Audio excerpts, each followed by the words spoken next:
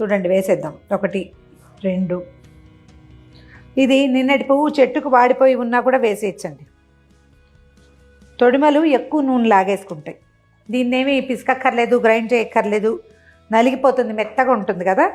పువ్వులు వేసేసేయచ్చు డైరెక్ట్గా.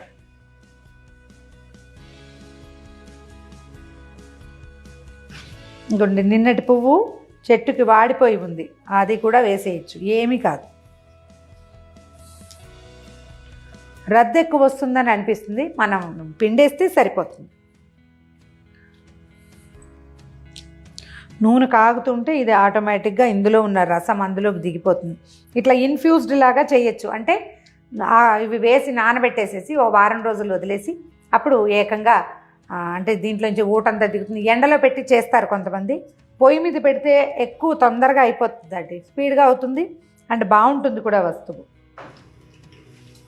ఓ 10 ఉసిరికాయలని రసం తీసాను. ఆ రసం జ్యూస్ కూడా ఇందులో పోసేస్తున్నా.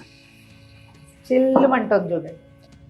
ఒక 2 స్పూన్ల కలోంజీ వేద్దామండి. దీనివల్ల ఏమవుతుందంటే కలోంజీ జుట్టుకి చాలా మంచిది, మంచి కలర్ని ఇస్తుంది. నూనె కూడా చక్కగా నిండు రంగులోకి వస్తుంది. ఒట్టిగా కలోంజీ ఆయిల్ కూడా కాచుకుని మనం తలకు రాసుకోవచ్చు. మన వైపు కొంచెం తక్కువ వాడతాం దీన్ని. మనమంతా మందార, ఉసిరి, తర్వాత గుంటకరాకు, ఈ మధ్య అలోవెరా కూడా చేసుకుంటున్నారు. ఇది బాగా పాతకాలపు పద్ధతి అనమాట. అప్పుడే చూడండి ఆకులన్నీ, పువ్వులన్నీ ఏ రంగుకు మారిపోయినాయో. దీన్ని హై ఫ్లేమ్ మీద ఉంచకూడదండి, పొంగిపోతుంది నూనె.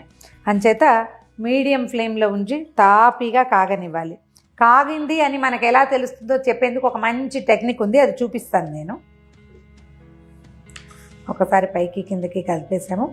ఇంకానండి మనకి మెంతులు సూట్ అవుతాయి అనుకుంటే ఓ స్పూన్ మెంతులు వేసుకోవచ్చు. ఆయిల్ ఎక్కువ వాటిలో ఉండిపోతుందని అనుమానంగా ఉంటుంది, అయినా పర్వాలేదు, 1 స్పూన్ మెంతులు వేయచ్చు. తర్వాత ఏమో ఏదైనా తలలో దురద ఉంది, అది ఉంది, తల తరచుగా దురద పడుతుంటే వేపాకు వేసుకోవచ్చు.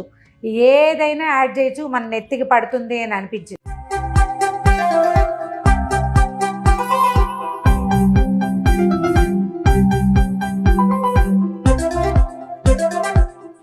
నూనె మొత్తం కాగిపోయిందండి. దానికి గుర్తు ఏంటంటే మనం వేసామే, ఇది చూడండి మందార పువ్వులు వేగిపోయినాయి చక్కగా పకోడీ ముక్కల్లాగా.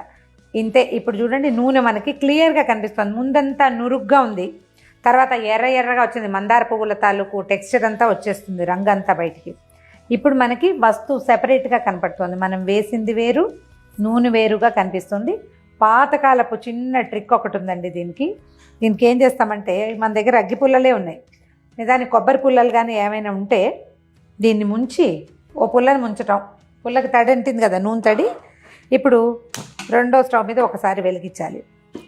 ఇగో ఇలా మామూలుగా వెలిగితే నూనె కాగిపోయినట్టు. ఒకవేళ ఇందులో తడి ఉందనుకోండి, చురుచురా అంటుంది. చురచురలాడలేదంటే అయిపోయింది. స్టవ్ ఆపేసేద్దాం. ఇది ఇనప మూకుడు కదా, మంచి బ్రహ్మాండంగా కాగిపోయి ముదురు వేపు వచ్చేస్తుంది. స్టవ్ మీద నుంచి దించి పక్కన పెట్టేసుకోవాలి.